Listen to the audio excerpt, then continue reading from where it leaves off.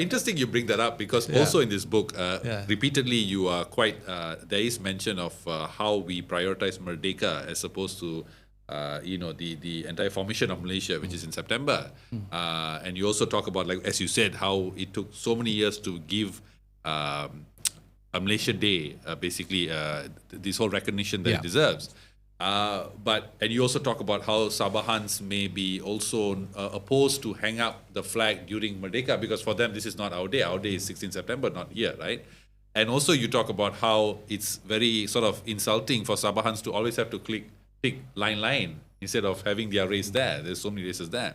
Why do you think that the federal government or the attitude towards Malaysia, which in this sense includes Sabah, Sarawak, has been so, how do I say, there's been sort of like almost a disregard for Sabah and Sarawak's presence in this entire country, even at a very superficial level, in terms of celebrations and all that. Why do you think this whole sentiment is there? Well, I think, first of all, I can't answer in a few minutes, but just give you some background. I mean, Peninsular Malaysia, Merdeka 57, is very much an insular nation, okay? And when Malaysia was formed, they took on three partners, Singapore, who left a few years later, and Sabah and Sarawak. But the insular Malaysia have never moved on to the new Malaysia, all right? So this is the biggest hurdle we are facing. For example, I mean, if you're a layman, right, from Sabah and Sarawak, and you come to Merdeka celebration, all the parade, the Air Force flying over, whatever Air Force planes left, in Malaysia, probably 2 or 3. The rest are in some desert somewhere. All right. And then you bring Sabah, Sarawak participants to do the march and say, hey, this is Malaysia, waving the flags and all that.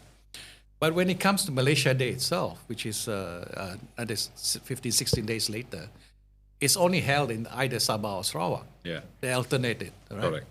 Why is that? I mean, why can't they switch Malaysia Day to be the national parade, and then you have your own Merdeka Day, right?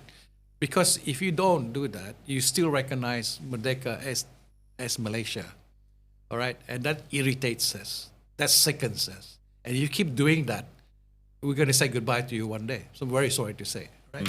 Because we're not Malaysia. What's the point of being in Malaysia, right? What's the point?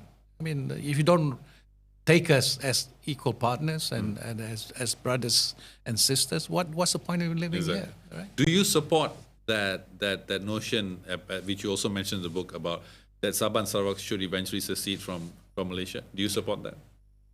It's a very difficult question. I mean, in my heart, I wish we could, right? But I know that sometimes, because you have to use your brain sometimes.